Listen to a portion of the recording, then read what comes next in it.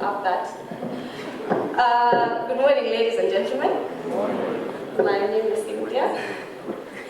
I'd like to do something before I start speaking, so that you can all help me work my nerves out. So kindly please stand up.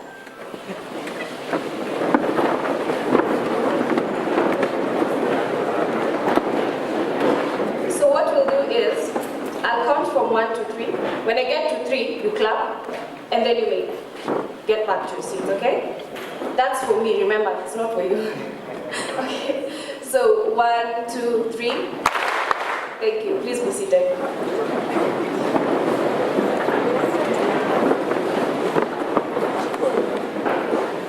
Just a throwback, who remembers the idios? How many of you use the idios? Android phone? Hands up, please. Thank you. So I believe everybody in this room will agree with me that the telecommunications industry in Kenya has made such a huge milestone come 2018. And I'm not here to talk about how Infinix is great, Infinix the future is now. I'm here to talk about the youth and how we believe as a company we can help the youth reach their milestones. So I'm an alumni from JQuat. Let's start from there. Yeah, so yes, I'm happy to be back home. I'm 25 years old, and I'm managing the digital marketing department for Infinix Kenya.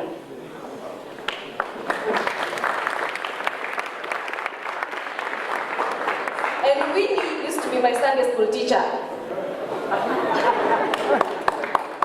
We went with her to Joy Bringers in KBC. We used to dance there in KBC. So I'm happy that I've met her here today.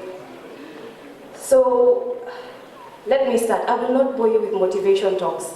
I'm young and I understand what everybody in this room wants and what they're facing once they leave universities or while they're in universities.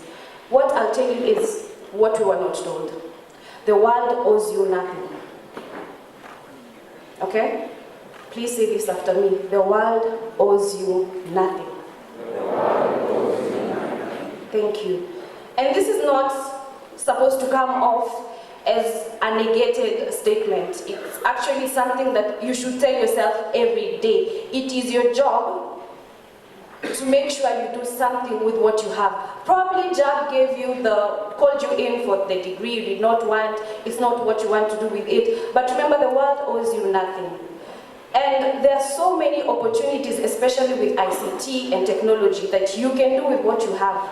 You still have time, you still have a very big leeway for you to actually do what you want to do with the passion that you have.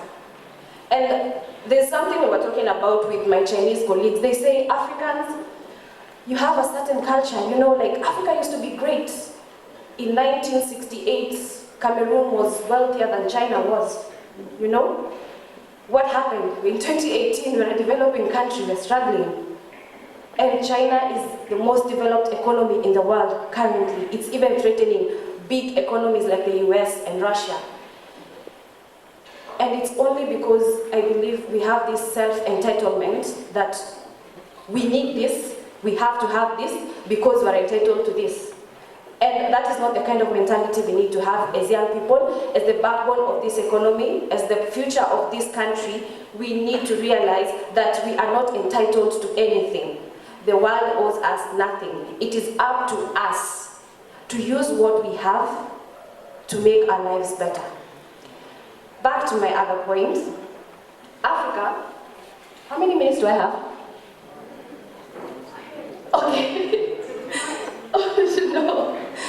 Okay, so back to my other point. We expect these salaries when we get out of universities. We expect these jobs when you get out of universities. While in campuses, we expect the administration to do something about the problem that we have. We expect the government to do something about a problem that we have. But what are we doing to help come up with these solutions? And it's hard. Nobody wants to hear it because hakuna mtu anataka kufanya kitu. We all want to be seen as victims. No one wants to become the solution of the problems that we have. So kindly, everybody in this room, your 500 beautiful minds, You have the opportunity to make a difference, and you can do it. You have very important people seated with you in this room. Don't go give them your CVs after this. Look for a better way on how you can use the influence that you have sitting in this room. Not just giving out your CVs, but doing something bigger with what you have seated right here. Okay? I've sat in interview panels where I ask people in 5 minutes, tell me a story about yourself, and somebody starts telling me that there's this story. Somebody was born on a Monday, he died on a Tuesday. You know, that is the kind of people we're bringing out. They lack creativity. So creativity is also very important with this new age that we are having. It might not be everybody's area of expertise, but we can all try and become creative in one way or another. If you're a mathematician, you can do something with what you have and become creative. And I don't want to take up so much time. We as Infinix are proud to be a part of this event. We are happy when NYS approached us. We did not become reluctant. We joined because we know there's something we want to do. And maybe this can be a start for us to meet our slogan, the future is now. And last but not least, I'd like to say, it is not wrong for you to be weird. Always be weird, in a good way, not in a bad way.